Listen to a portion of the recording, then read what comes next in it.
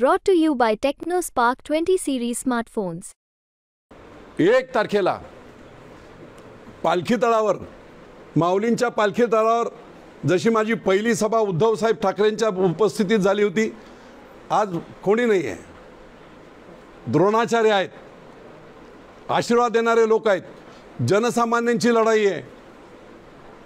पवार नावाच्या प्रवृत्तीच्या विरुद्ध जनसामान्यांची लढाई आहे.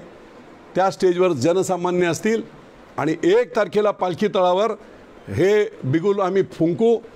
1 तारखेला कमीत कमी 50-60 हजाराची मॅसिव्ह सभा तिथे होईल आणि तिथे खऱ्या अर्थाने बिगुल फुंकलं जाईल. त्याच्यानंतर माझी ओळखपत्र वगैरे जी असतील ती सगळी ओळखपत्र गावागावामध्ये मला न काल मी एका गावाचं नाव घेत नाही कारण त्यांना त्रास होईल. इंदापूरमधल्या एका गावात गेलो होतो. 100-150 सर्व वरिष्ठ वगैरे उन्हाचा हे होता, महादेवाच्या मंदिरात बसलो आणि सांगितलं त्यांनी की बापू काय, तर म्हणे बापू तुम्ही आमच्याकडे आला नसता तरीही मी बोलल्यानंतर आमचा निर्णय पक्का होता की ही नामी संधी आहे. अत्याचार अन्याय आम्ही सहन केलेले आहेत, मग त्यांच्या नेत्यांवर केले आहेत, आमच्यावर केलेले आहेत. आम्ही संधी सोडणार नाही. ना सुनेत्राताईंना मतदान, ना सुप्रियाताईंना मतदान.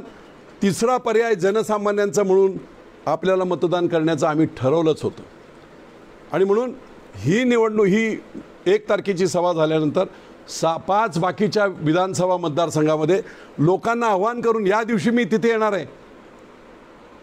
आपण आपलं माझं मनोगत ऐकायला या, असे आव्हान मी करणार आहे. माझ्याकडे काही यंत्रणा नाही, माझ्याकडे काही मोठा पक्ष नाही, माझ्याकडे बूथ कमिटीचे लोक नाहीत. माझ्याकडे कोण आहे तर सामान्य जनता आहे. त्या सामान्य जनतेला आव्हान करून 5ही मतदारसंघामध्ये अतिशय प्रभावी अशा सभा या घेतल्या जातील, ज्याच्या माध्यमातून सभा होतील आणि सभेच्या माध्यमातून त्या ठिकाणचे लोकल प्रश्न मांडून निश्चितपणे जनजागृती करण्याचा प्रयत्न मी करणार आहे. 12 तारखेला 12 वाजता मी फॉर्म भरणार आहे आणि या ज्या काय पाशवी शक्ती आहेत त्यांचे 12 वाजवणार आहे. 12 तारखेला फॉर्म भरणे, पुढची प्रोसेस सुरू होईल. ज्या दिवशी चिन्ह मिळेल ते चिन्ह मिळाल्यानंतर मग ते पोचवण्याची संपूर्ण यंत्रणा आम्ही राबवू आणि फक्त रोड शो मतदारसंघामध्ये रोड शो करत लोकांचे दर्शन आणि आशीर्वाद घेत ही निवडणूक याची सांगता ही निश्चितपणे त्या दिवशी निवडणुकीच्या दिवशी 7 मेला होईल.